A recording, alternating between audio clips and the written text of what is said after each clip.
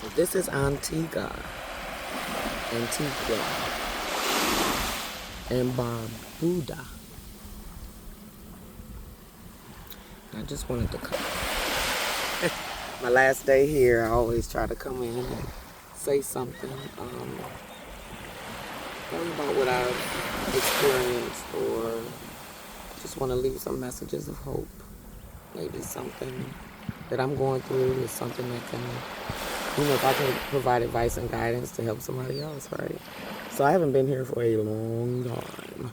I have been living, yeah, and just dealing with my family and experiencing loss again in my life. But this is not a loss like I lost anything, as much as just missing the spirit and energy of the people who have transitioned on in my life. One of the first, I think, people who transitioned within the last few months is my best friend's mom. Her name is Miss Jerry. That's what I called her. And when I say best friend, please, that's such a light term for who we really are. She's my sister. She's a good sister friend of mine who I really love and admire. So, her name is Janet, and she lost her mom, and it just really hit me hard. I really love her mother, and she's, suffering through some long-term illness that she actually survived once, but then it came back, as things always do, and she couldn't fight it anymore as an elder. So just watching her grace, a very graceful woman, witty, very witty. And for a woman to have my friend Janet, she had to be spectacular, but Janet is spectacular. So she was like one of the first people that I know of that I lost. I'm sure other people have transitioned that I probably don't know about. And then the second one is my Aunt Gwen. My Aunt Gwen was the best cook you ever knew in the United House of Prayer for All People. I'm not going to go too deep into the story of why I really just don't deal with the church anymore. But suffice it to say, my family has done so much in that church to, help establish it and bring it forth and make sure that they had locations and food and all the things. And, I had 9, well, my mom is not one of 9. And the first 2 that transitioned was my 2 uncles, Ulysses and Raymond. And they were absolute savants. Like, they could sit in front of a TV and call numbers all day long and win.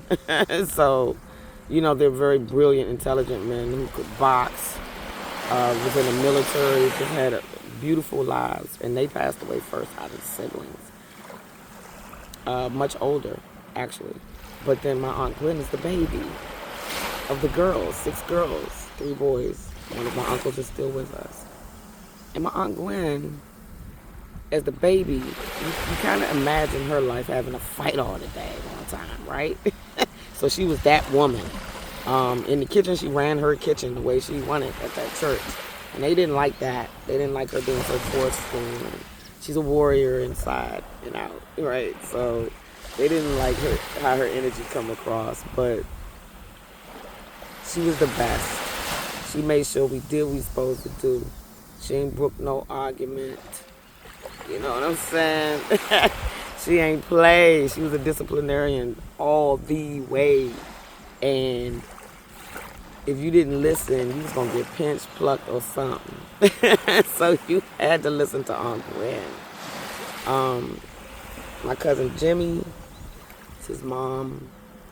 His name is Jimmy. And it just, it's funny because I was once told that one of my soul fragments, or who I came in with when I was born, that soul, me and that soul are like one.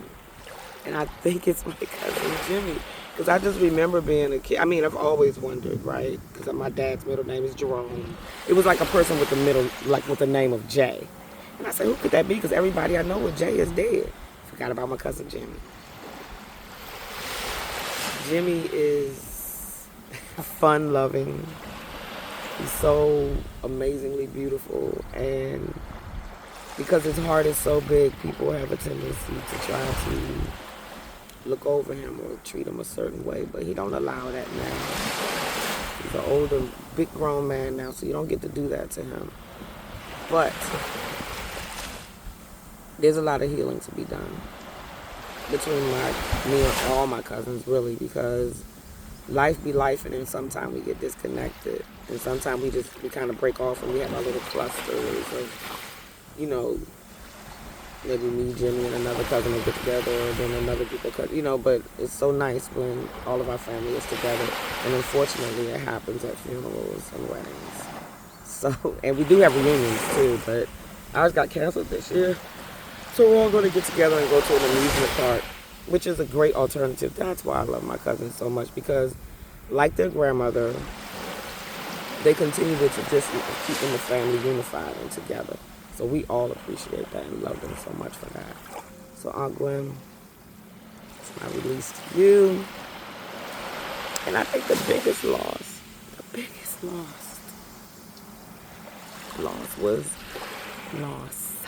was my friend Jackie. She passed away before my Aunt Gwen, but I didn't know. I didn't find out till like 3 weeks later that one of the women who was integral, like very, very, very, very important in my life when I was pregnant with my son, my first son, and I had lost my job I kind of left my job at HUD after being threatened of losing it, and didn't want to really fight for it anymore. I just felt like I was being used and not really appreciated for who I am. So I took a risk, and I went and worked for a different agency for the district I was in. And that's where I met Jackie as beautiful pocket Venus. Long locks, long as you can, just long locks. The most best sense of humor you ever saw. And just, I mean, gosh, man, when you meet people and you connect right off the bat, and you look at each other, you just find the same things funny, the same energy, like, and then not to mention that she's a little older than me too, so she was like a big sister. You know, she was my big sister. So, you know, losing her was just like, I still can't. It's hard. It's really hard. Because, number one, I didn't know when it happened. And I didn't find out until 3 weeks later. I helped her write a book called Make That Cake to Go. I helped her start her t-shirt business. I helped her to try to copyright her things and make sure that, you know, she could complete her projects and stuff before she went. She suffered from colon cancer. She got the surgery, then she got something else. Whatever she got, it helped for a very long time. And she was able to stay with us at least 10 years after her diagnosis. And I didn't even know she was in hospice. Didn't know that she got sick again. You know, you lose family, you lose friends, and it's hard. Jackie is one of those hard ones. She's the one where every time, like, I really want to honor her life. So I'm going to help her daughter produce her book. I'm going to help her publish it. Make That Cake to Go is her story of triumph, faith, loving God, giving thanks for the fact that she was healed at the time, you know, and she never really, it's not that she didn't accept it, it's just that she didn't let it conquer her. If all of us could be so strong and brave and have such faith as Jackie, I'm never, ever ever going to forget her. Ever. I'm going to always reach out to her children and her family. That's another J.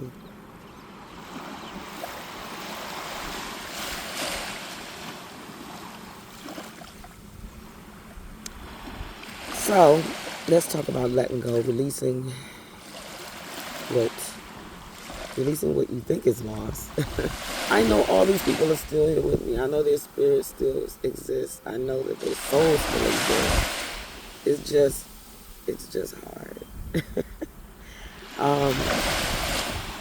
So a lot of this trip, little did I realize, to Antigua is about releasing once again and just letting go.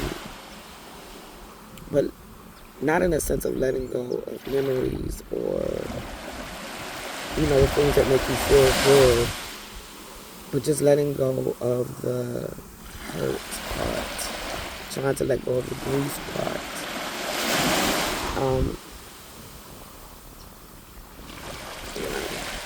And it takes time, but this is a start. This is a start of the releasing and letting go and giving my tears to Yemaya.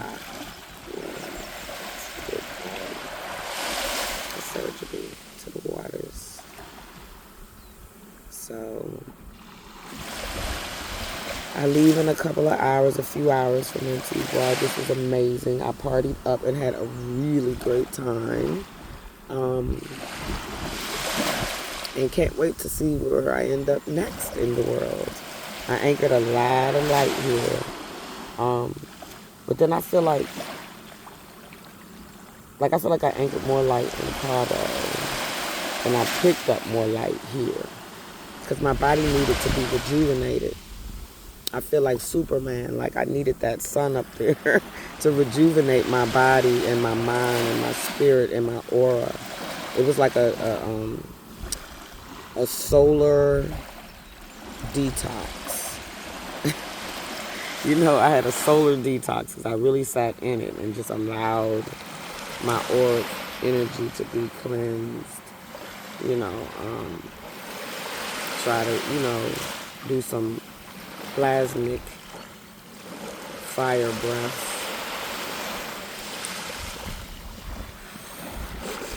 The fire breaths, but plasmic, because I'm sitting in the sun and I was sweating and I was hot. And I wish I should have did a video on it so that way, you could feel the energy as well. But anyway, I'm releasing and I'm healing. And I'm relearning how to deal with what I consider loss. So it's going to allow you to see this beautiful water for a while. I also recorded a 555 audio visual of what you're about to see now. And you can use that 555 to get you to sleep. Maybe you have insomnia. Maybe you just want to meditate with natural sounds of birds and water. So it's my gift to you.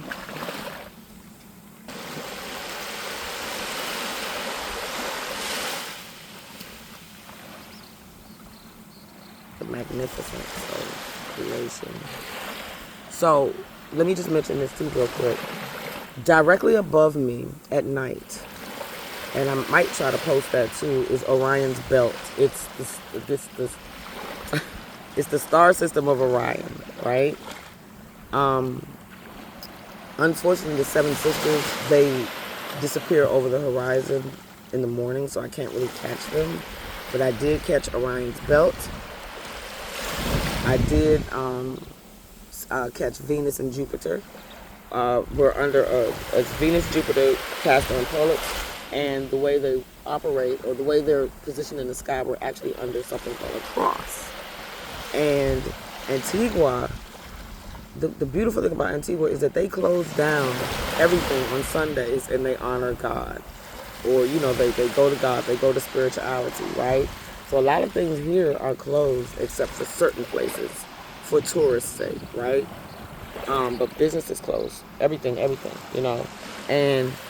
and then after church, people, they go out, they eat, they enjoy a good beer or do, look at a sport or do a sport activity or something like that together, unified as a family or a community. That's Antigua. Antigua is literally about 2.5 hours by plane, not sure by boat, from Miami. Who did we fly to? Yes, we flew to Miami. And it took us about approximately 2.5 hours, roughly, to get here. So thinking about that, everything here is imported. So that's going to be expensive for the country, right? And even though they are members of the Eastern Caribbean Bank, things are not necessarily cheap here, and no one's starving here.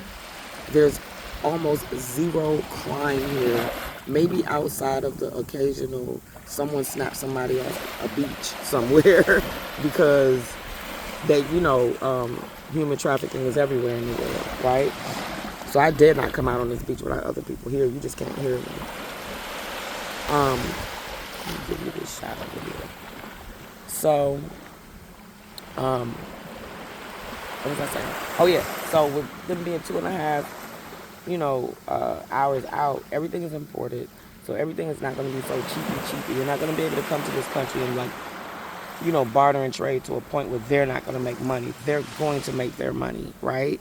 Because they have to. This is their survival. Tourism is the biggest thing for them here. And I think we're in the middle of another, there's Montserrat, there's Barbuda, which is a part of Antigua. Then there's some other dotted islands as you go. And as you go down south, eventually you hit South America. So there's a lot of Spanish, or South American, it's like the Eastern Caribbean is like a mix of people, right? And we're way out here, but I don't think we're further than Bermuda, right? So, I did the astrology. I talked about the people, population. So first of all, and I don't care who gets upset, the Antiguan people are the most considerate, lovely, and nicest people in the Caribbean that I have ever met. Now, my children are half Jamaican, of course. Their dad is Jamaican. And Jamaicans can be hard, man. But they live directly in the sun. Antiguan people, they live in the sun, but their energy is different. They're not angry. You know what I'm saying? They're not mean or rude gal mentality. I don't see that here like I do in certain other islands and places I have visited. So I would definitely say these are the nicest people. And then also they claim to have, and I've seen probably maybe a 24th of what they're talking about. They say they have 365 beaches here, right? So that's impressive. But I would imagine so, since it's all surrounded by beach. You know what I'm saying? So everywhere you go, you're going to see a beach and a cove somewhere as you go around the island. But yeah, it's beautiful here. I had a great time, and hopefully you all will get to visit here one day too. The sun is coming up, so I'm just catching the sunrise for you. And I just want to say thanks for tuning in today. I know it's been a while. I just really didn't have nothing to say, The things I could say wouldn't be helpful. So, I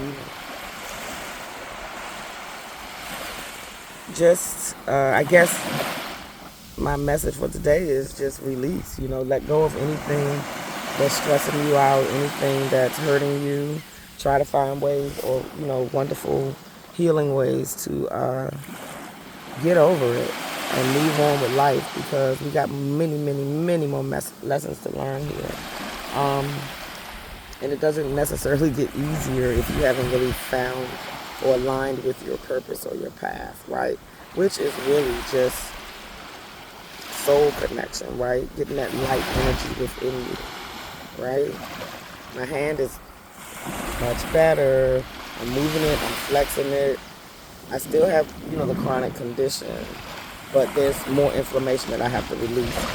So more detoxification, right? We're always going to have some form of inflammation, but if I continue on this road of detoxification, flexibility, I think I can manage arthritis better.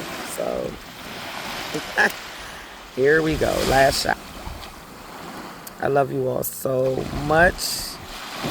Remember to always do what makes your soul happy. Be happy, be light, be loved. Namaste. Lucilia.